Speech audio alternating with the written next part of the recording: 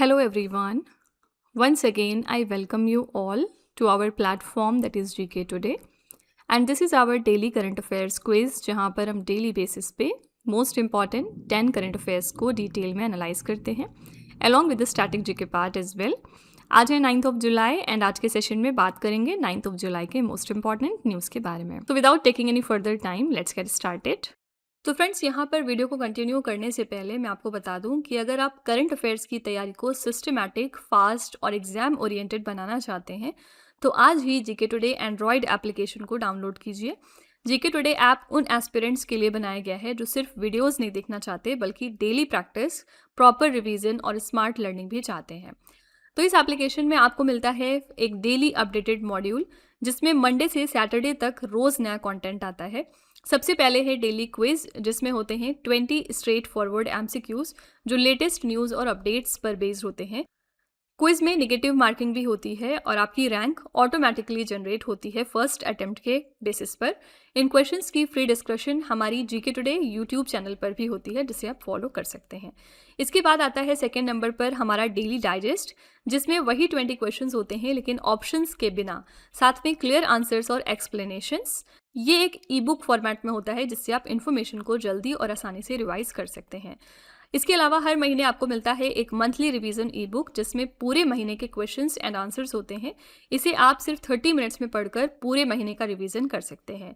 ये ई बुक हमेशा अगले महीने के फर्स्ट वीक में पब्लिश हम कर देते हैं. तो कुल मिलाकर जीके टुडे एप्लीकेशन पर हर महीने लगभग 500 करंट अफेयर्स एमसीक्यूज पब्लिश किए जाते हैं जो कॉम्पिटिटिव एग्जाम्स के लिए मोर देन सफिशिएंट है. अगर आप अपनी प्रिपरेशन को ट्रूली ऑर्गेनाइज्ड और इफेक्टिव बनाना चाहते हैं तो अभी जीके टुडे एंड्रॉयड ऐप को डाउनलोड कीजिए. तो चलिए फिर वीडियो को कंटिन्यू कर लेते हैं. The first question is Which state secured the highest number of GI registrations during 2025 to 26? सबसे ज़्यादा GI टैग प्रोडक्ट्स कौन से स्टेट से सामने आए हैं? The correct answer is A option Madhya Pradesh. तो रिसेंटली हमने देखा कि बहुत सारे स्टेट्स हैं जहां पर back to back GI tag products को डिक्लेयर किया गया. जैसे कि हमने देखा था झारखंड में 11 प्रोडक्ट्स को GI टैग मिला. इसी तरह से असम, मध्य प्रदेश, बिहार, इन सब स्टेट से बहुत सारे GI टैग प्रोडक्ट्स सामने आए हैं. तो मध्य प्रदेश ने सिक्योर किया है highest number of GI registrations during this time period और इसी के साथ मध्य प्रदेश ने टोटल 26 नए GI टैग्स ऐड किए हैं. ठीक है. देन मध्य प्रदेश को चेज किया है वेस्ट बंगाल ने. वेस्ट बंगाल में 24 ऐसे रजिस्ट्रेशन हुए हैं and this contributed to a nation wide total of 125 newly registered GIs for this period. Okay. And GI recognition से लीगल प्रोटेक्शन इन्हांस होती है, किसी भी प्रोडक्ट की मार्केट वैल्यू बढ़ती है, एक्सपोर्ट इसका इंक्रीज होता है एंड बहुत सारे जो हमारे लोकल आर्टिजन्स और फार्मर्स हैं उनकी लाइवलीहुड इम्प्रूव होती है. ठीक है. तो डू रिमेंबर सबसे ज़्यादा GI टैग प्रोडक्ट्स देखने को मिले हैं मध्य प्रदेश स्टेट से. ओके. हमने GI टैग के बारे में कई बार बात की है. GI टैग से एक प्रोडक्ट की यूनिक ओरिजिन और उसकी क्वालिटी को सर्टिफाई करता है. राइट. एंड अगर हम बात करें मध्य प्रदेश की तो यहाँ से चलिए हम कुछ करंट अफेयर्स रिवाइज कर लेते हैं जो ऑलरेडी हमने पहले पीछे पढ़े थे. सबसे पहली बात ये कि यहाँ पर आपका कूनो नेशनल पार्क लोकेटेड है और जो बाहर कंट्री से हम चीताज ला रहे हैं, जैसे बोत्सवाना वगैरह कंट्री से हम लेकर आए थे चीताज, उनको हमने यहीं पर रखा है. तो Kuno national park frequently news में रहता है, सो इसकी लोकेशन आपको पता होनी चाहिए कि ये कहाँ पर है. ठीक है. दूसरी इंपॉर्टेंट बात ये कि अभी पिछले दिनों यहाँ पर चीता आंदोलन हुआ था. You can be asked in your paper कि चीता आंदोलन कौन से स्टेट में रिसेंटली हुआ है. तो मध्य प्रदेश में. रीज़न क्या था? यहाँ पर जो केन बेतवा लिंक प्रोजेक्ट है उसकी वजह से जो लोग भी डिस्प्लेस हो गए हैं ना, उन्होंने एज अ अपोजिशन यहाँ पर चित्ता आंदोलन ऑर्गेनाइज किया था. ठीक है. एंड तीसरी इंपॉर्टेंट बात यह है कि इस साल मध्य प्रदेश ने रोलिंग बजट को इम्प्लीमेंट किया है अपने यहाँ पर और इसी के साथ ही पूरे इंडिया का पहला स्टेट बना जिन्होंने रोलिंग बजट को अडॉप्ट किया है. रोलिंग बजट के बारे में पहले भी हम बात कर चुके हैं कि किस बजट को हम रोलिंग बजट कहते हैं. ठीक है. तो ये 3 करंट अफेयर्स हैं जिसकी वजह से मध्य प्रदेश न्यूज़ में था. So you have to remember all of this. Okay. And to remember Madhya Pradesh को हम हार्ट ऑफ इंडिया भी कहते हैं. एंड मध्य प्रदेश में फेमस टूरिस्ट प्लेसेस भी हैं जैसे कि खजुराहो के टेम्पल्स हो गए, ये हमारे यूनेस्को वर्ल्ड हेरिटेज साइट्स भी हैं. And state bird of Madhya Pradesh क्या है? Asian paradise fly catcher. ठीक है. क्वेश्चन नंबर 2 पे चलते हैं. The recently launched India Southeast Asia Submarine Cable System connects India and which 2 countries? ये जो केबल सिस्टम है ना, ये असल में 3 कंट्रीज़ को कनेक्ट करने वाला है. कौन कौन सी कंट्रीज़ हैं ये? इंडिया के साथ साथ 2 कंट्रीज़ हैं, सिंगापुर एंड मलेशिया. ठीक है. तो रिसेंटली हुआ क्या है, लाइट स्टॉर्म ने माइक्रोसॉफ्ट, सिंगटेल और टाटा कम्युनिकेशंस के साथ मिलकर लॉन्च कर दिया India south east Asia submarine cable system. ये 3600 किलोमीटर्स का ऑप्टिकल फाइबर सबसी केबल है जो कि इंडिया के ईस्टर्न कोस्ट को कनेक्ट करेगा सिंगापुर और मलेशिया कंट्रीज़ के साथ में, ठीक है। एंड इस प्रोजेक्ट को हम एक्सपेक्ट कर रहे हैं कि ये रेडी फॉर सर्विस हो जाएगा by the end of 2029। And इसको डिज़ाइन किया गया है ताकि हमारा जो AI इंफ्रास्ट्रक्चर है उसको सपोर्ट मिले, क्लाउड सर्विसेज हमारी इन्हांस हो and high capacity digital connectivity ensure किया जाए between India and south east Asia, ठीक है। तो डू रिमेंबर कि इस केबल सिस्टम से कौन सी 3 कंट्रीज़ हैं हमारी जो कनेक्ट हो रही हैं, तो इंडिया के साथ साथ सिंगापुर एंड मलेशिया, ठीक है। असल में ये जो सबमरीन केबल सिस्टम होते हैं ना, ये under water fiber optic cables होते हैं जो कॉन्टिनेंट्स को इंटरनेट से जोड़ते हैं। एंड हमारा सबसे पुराना सबमरीन केबल 1858 में अटलांटिक ओशन में स्टार्ट किया गया था, ठीक है। And more than 99% of international data submarine cable के माध्यम से ही ट्रांसमिटेड होते हैं, ठीक है। Here we talked about optical fibre. तो ऑप्टिकल फाइबर लाइट सिग्नल से डेटा ट्रांसमिट करते हैं, इलेक्ट्रिसिटी की ये जगह लेता है। एंड ऑप्टिकल फाइबर्स का यूज़ बैंडविड्थ और स्पीड के लिए हम करते हैं टेलीकॉम सेक्टर में। सिंगल मोड और मल्टीपल मोड ऑप्टिकल फाइबर्स दो इसके मेन टाइप्स हैं, ठीक है। AI के बारे में बहुत बार बात कर चुके हैं। आर्टिफिशियल इंटेलिजेंस क्या है? ये कंप्यूटर्स को ह्यूमन लाइक डिसीजन मेकिंग और प्रॉब्लम सॉल्विंग एबिलिटी देता है।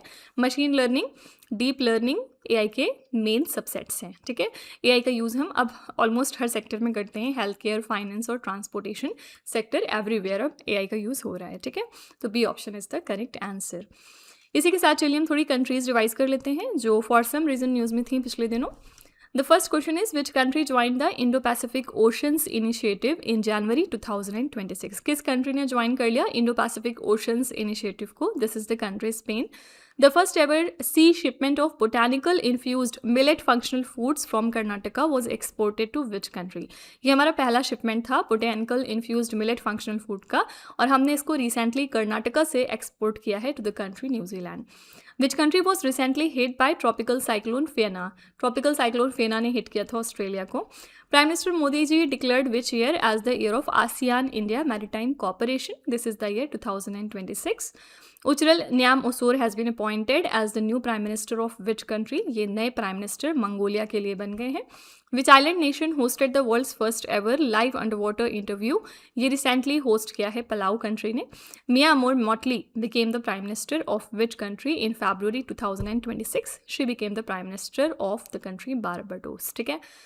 यहाँ पर दो इंपॉर्टेंट बातें करते हैं। सबसे पहले जो 2026 का ईयर है ना, year of ASEAN India maritime cooperation के साथ साथ यूनाइटेड नेशंस ने इसको डिक्लेयर किया था as the international year of women farmer. यानी जो हमारी वुमेन फार्मर्स हैं ना, उनको ये साल ट्रिब्यूट के तौर पर उनको ऑनर किया गया है।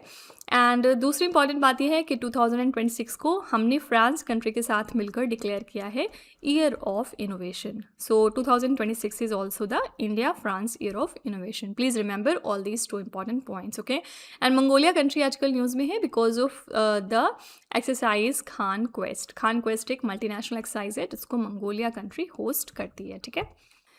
एनीवेज क्वेश्चन नंबर 3 पे चलते हैं। Sub orbital launch vehicle for experiment यानी solid motor has been developed for which mission? ये हमने डेवलप किया है किस मिशन के लिए? The answer here is B option, Gaganyaan mission के लिए, ठीक है। तो रिसेंटली हुआ क्या है, इसरो ने कंडक्ट किया अपना पहला ground test of this solve solid motor. कहाँ पर? At the Satish Dhawan space centre.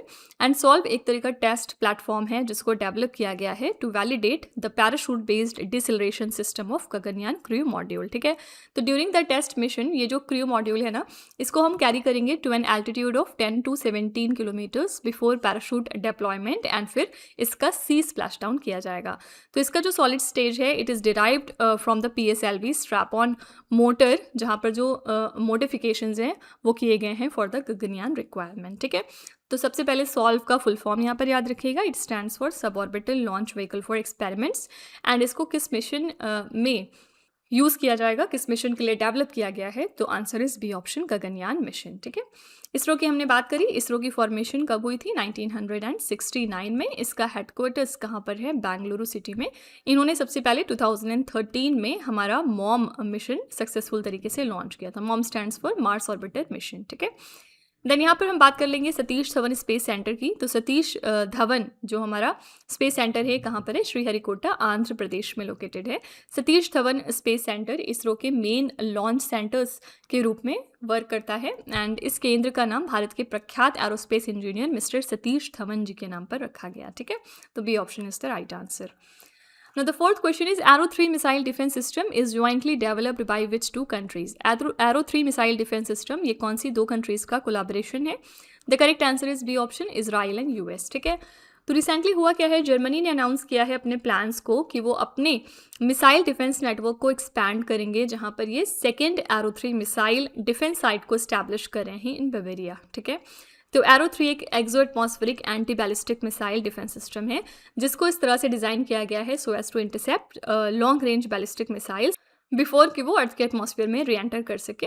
And इसको ज्वाइंटली डेवलप किया इजराइल एंड यूएस ने as part of arrow weapon system. ठीक है, एरो वेपन सिस्टम दुनिया का first operational stand alone anti tactical ballistic missile defence system है। ठीक है, तो arrow 3 missile defence system jointly develop किया है इजराइल एंड यूएस ने, do remember it. Ballistic missiles, किन मिसाइल्स को हम कहते हैं? बैलिस्टिक मिसाइल्स असल में एटमॉस्फेयर से बाहर जाकर फिर से अंदर आते हैं। ठीक है, एंड इसकी जो ट्रैजेक्टरी है ना वो मेनली ग्रेविटी और इनर्शिया से कंट्रोल की जाती है। आईसीबीएम सबसे लंबी दूरी तक मार करता है। आईसीबीएम क्या है? Intercontinental ballistic missile. ठीक है, एंड यहाँ पर हमने बात करी थी बेवेरिया की, तो बेवेरिया क्या है? ये यूरोप की सबसे पॉपुलस कंट्री जो जर्मनी है ना उसकी भी सबसे बड़ी एक तरह से स्टेट है आप कह सकते हैं। ठीक है, एंड म्यूनिक बेवेरिया की सबसे बड़ी सिटी है। फाइन, तो यहाँ पर 4 B option is the correct answer, that is Israel and the US. इसी के साथ चलिए हम थोड़े डिफेंस करंट अफेयर्स रिवाइज कर लेते हैं। The first question is Exercise Kuvarin 2025 is conducted between India and which other country? Kuvarin को conduct किया गया between India and Maldives. Which company developed the Suryastra rocket system? ये system develop किया है Nive Limited ने। The close quarter battle carbine is designed by which organization? ये develop किया है DRDO ने, means Defense Research and Development Organization ने। Next है which organization designed and develop the Akash missile system? ये डेवलप किया है DRDO ने अगेन। नेक्स्ट है what kind of missile is man portable air defence system that was recently seen in the news? ये किस तरह की मिसाइल है? It is our surface to air missile system, यानी आप सरफेस से लॉन्च करते हैं एंड ये एयर में जाके स्ट्राइक करती है। Where was exercise Amogh Jwala conducted by Indian army? Do remember, Amogh Jwala को कंडक्ट किया इंडियन आर्मी ने। ठीक है, आपसे पेपर में पूछ सकते हैं कि अमोघ ज्वाला को किसने कंडक्ट किया, whether it is Indian army, Indian coast guard, Indian navy और Indian air force. So you have to tick, ये इंडियन आर्मी ने कंडक्ट किया है। कहाँ पर किया है? तो उत्तर प्रदेश के स्टेट में। लास्ट है what is the name of India's third indigenously built nuclear powered ballistic missile submarine? इसका नाम क्या रखा गया है? It's name is INS Aridaman. ठीक है, तो ये हमारे कुछ डिफेंस रिलेटेड न्यूज़ थे। क्वेश्चन नंबर 5 है The UFOS means Underwater Fiber Optic Sensing System project has been developed by which organization? UFOS project को किस ऑर्गेनाइजेशन ने डेवलप किया है? The answer is DRDO, defence research and development organisation.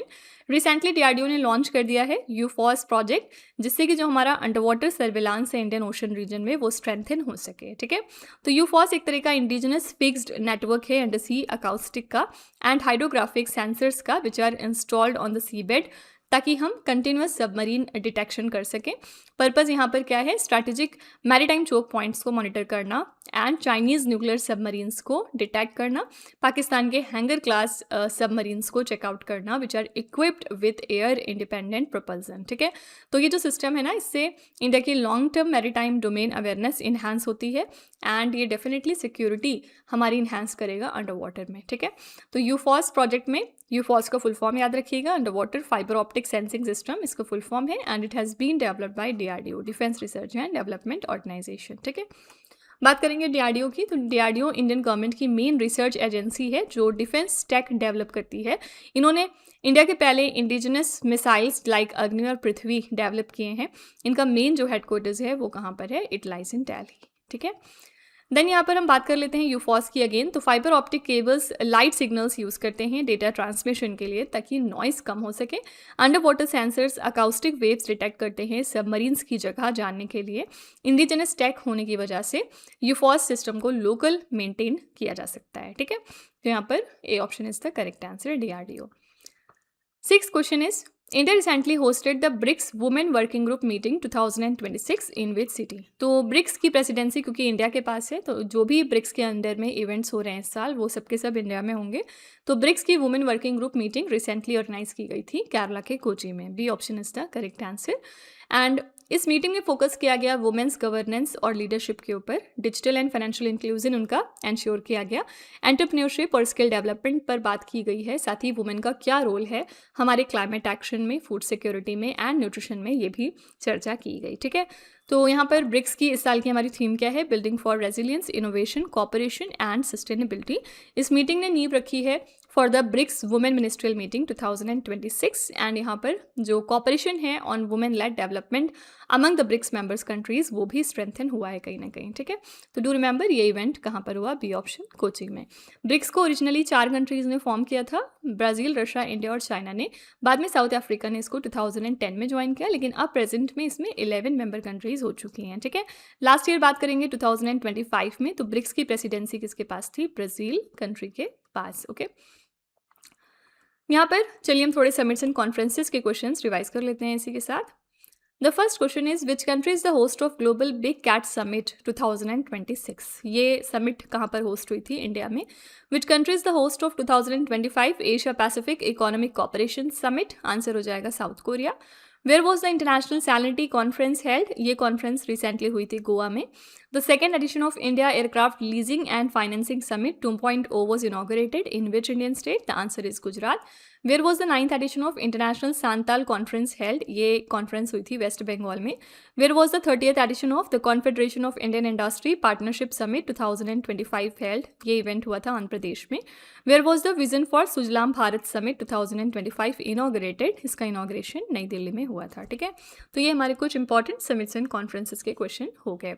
Again यहाँ पर जो international big cat alliance है हमारा ना, डू रिमेंबर कि इसको 2 कंट्रीज़ ने रिसेंटली ज्वाइन किया है। The first country is Saudi Arabia and the second country is Bangladesh. ठीक है, इन दोनों कंट्रीज़ ने अभी रिसेंटली ज्वाइन कर लिया है हमारा international big cat alliance. Okay, now question number 7 is Prerna park recently inaugurated in Prayagraj has been developed on the banks of which river? Prerna park को कौन सी बैंक रिवर की बैंक पर डेवलप किया गया? The answer here is Yamuna river.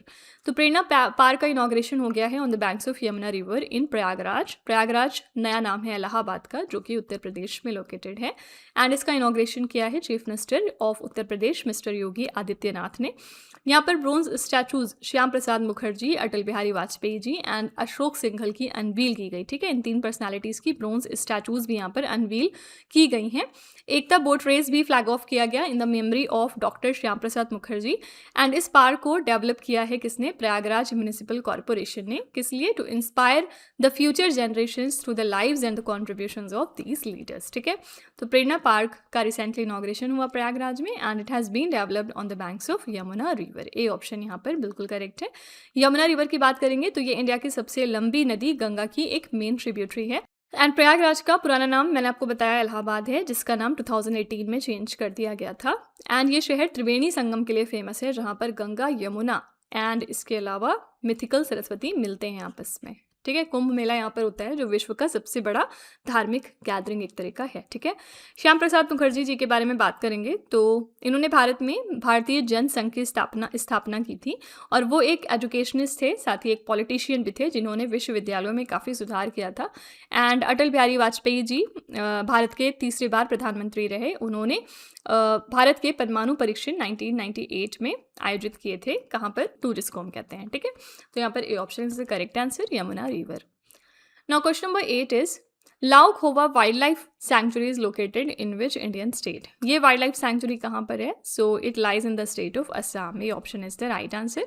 Recently हुआ क्या है? ये सैंक्चुरी न्यूज़ में थी due to a large scale eviction drive, जिसमें कि एलिज्ड एनक्रोचमेंट्स को रिमूव किया गया in the state of Assam. ठीक है, तो लाओ खोवा वाइल्ड लाइफ सैंक्चुरी लोकेटेड है on the southern bank of Brahmaputra river in the Nagaon district of Assam. And ये पार्ट है लाओ खोवा बुराचापोरी इकोसिस्टम का एंड ये सर्व करता है as a notified buffer of Kaziranga tiger reserve. तो ये लाई करता है in the Brahmaputra valley and यहाँ पर ये सराउंडेड है by the human dominated areas on all sides except the north side. Okay, तो क्योंकि ये वाइल्ड लाइफ सैंक्चुरी न्यूज़ में आ गई तो you have to remember its location only कि ये वाइल्ड लाइफ सैंक्चुरी कहाँ पर है।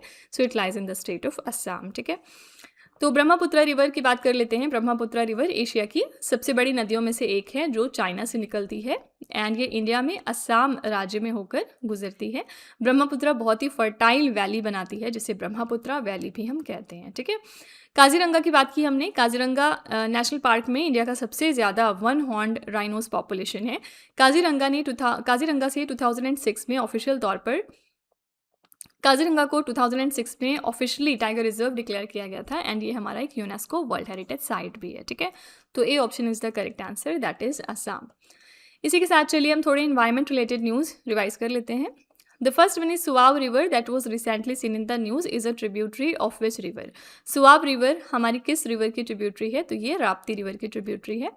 नेक्स्ट है एनेक्टस चिटोरेंसिस एंड एनेक्टस लंकोमेलांसिस दैट वो recently seen in the news belongs to which species. ये कौन सी स्पेशीज की वेराइटी है? The answer is ant. Next है गोगाबील lake which has recently been designated as Ramsar site is located in which Indian state? So it lies in Bihar. Venus flytrap, a small perennial carnivorous plant is native to which country? ये आपको देखने को मिलेगा US में। Panchganga river that was recently seen in the news is a tributary of which river? तो ये tributary है Krishna river की। अगला है Ratan Mahal wild life sanctuary is located in which Indian state? So it lies in Gujarat. Nilgiri tahr that was recently seen in the news is endemic to which region? Nilgiri tahr आपको देखने को मिलेंगे वेस्टर्न घाट्स में, ठीक है। तो ये हमारे कुछ environment and biodiversity related news हो गए। क्वेश्चन नंबर 9 है Who represented India and chaired the 9th session of the Intergovernmental Group of Experts on Consumer Protection Law and Policy? तो इंडिया को यहाँ पर किसने रिप्रेजेंट किया है? Answer is B option, Nidhi Khare. India ने रिसेंटली चेयर किया 9th session of intergovernmental group of experts को on consumer protection law and policy, जिसको ऑर्गेनाइज किया था United Nations trade and development ने। कहाँ पर? जेनेवा में, ठीक है, स्विट्जरलैंड के जेनेवा शहर में।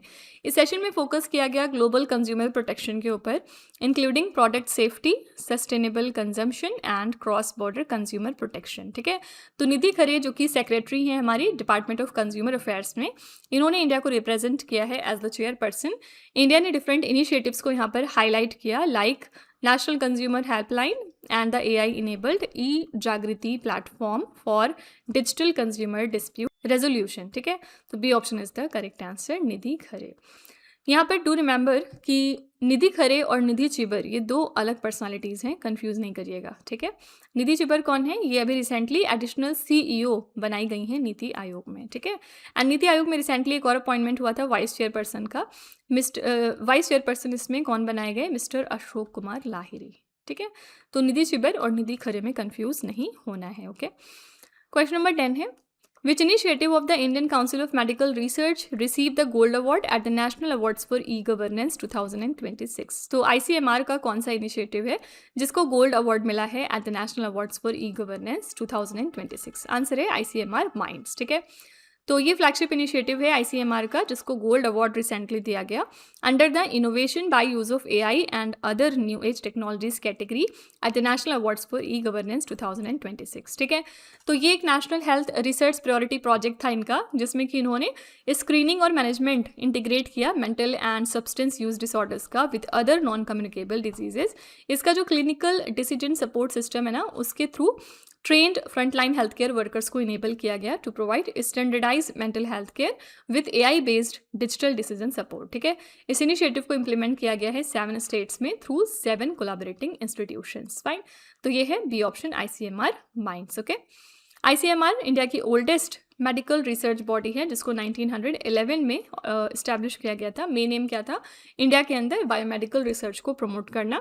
ICMR ने इंडिया में कई बड़ी वैक्सीन और डिजीज कंट्रोल प्रोग्राम शुरू किए थे, फाइन। तो B option is the right answer. चलिए हम लास्ट में बस अवार्ड एंड ऑनर्स के थोड़े से क्वेश्चन रिवाइज कर लेते हैं।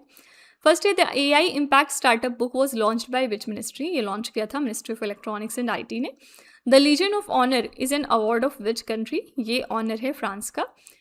नेक्स्ट है K Pazhanivel who was recently conferred with the Padmashri for traditional martial arts belong to which state और द यूनियन टेरिटरी? इनका रिलेशन है पुडुचेरी से। AC Srihari who recently passed away was associated with which field? Answer है poetry and literature. Oscar Smith who recently passed away was associated with which sports? ये basketball से associated है। Folk artist Teejan Bai जिनका recently निधन हुआ was associated with which folk art form? The answer is Pandavani. Which international organisation awarded the Agricola medal to prime minister Modi ji? तो ये है food and agriculture organisation. ये यूनाइटेड नेशंस की एक बॉडी है। इसका हेडक्वार्टर कहाँ पर है? इटली के रोम शहर में। ठीक है, तो ये हमारे कुछ क्वेश्चंस थे अवार्ड्स एंड ऑनर्स के। तो इसी के साथ हमारा आज का सेशन यहाँ पर कंप्लीट होता है। हमने 10 क्वेश्चंस कर लिए एंड लास्ट में हम रिवीजन करते हैं एक दिन पहले के क्वेश्चंस का। तो चलिए हम क्विकली देख लेते हैं कल हमने कौन कौन से क्वेश्चंस किए थे। फर्स्ट क्वेश्चन कल हमने किया था, Nameri tiger reserve is located in which Indian state? ये टाइगर रिजर्व है असम में।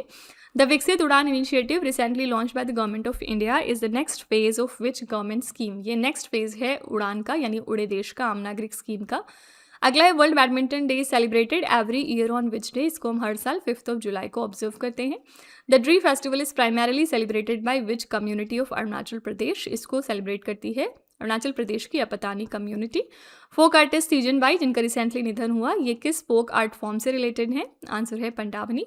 India's first greenfield integrated refinery cum petrochemical complex has been launched in which Indian state? इसको लॉन्च किया गया है राजस्थान में। Jalbhara Sandesh, Chennai's मनोहारा and dinghy boats which recently receive the GI tags belong to which Indian state? ये सारे के सारे प्रोडक्ट्स हैं वेस्ट बंगाल के। Which state has become the first in India to commercially produce the matcha tea? ये है Assam state. Which state government pass the women farmers empowerment bill in July 2026? Answer हो जाएगा महाराष्ट्र। नेक्स्ट है Keiko Fujimori has been elected as the president of which country? ये बन गए हैं president Peru के लिए। ठीक है, तो ये हमारे कल के मोस्ट इंपॉर्टेंट 10 करंट अफेयर्स हैं। अगर आप फर्दर इनकी डिटेलिंग जानना चाहते हैं ना, तो आप हमारा कल का लेक्चर रेफर करिएगा, वहाँ पर हमने इन क्वेश्चंस के बारे में डिटेल में बात की है। ओके, तो फ्रेंड्स विद दिस हमारा सेशन यहाँ पर कंप्लीट होता है। आई रियली होप कि आपको ये हमारा सेशन पसंद आया होगा। Please let me know in the comments कि आपको ये क्लास कैसी लगी। अगर आपका कोई भी सजेशन है, कुछ आप इसमें इंप्रूवमेंट चाहते हैं, तो you can write that in the comment section, we will definitely consider it. Okay, so friends यहीं तक आज की क्लास रखते हैं एंड हम कल अगेन मिलेंगे कल के सेशन में। Till then stay tuned. Thank you so much for watching. Also don't forget to like, share and subscribe our channel.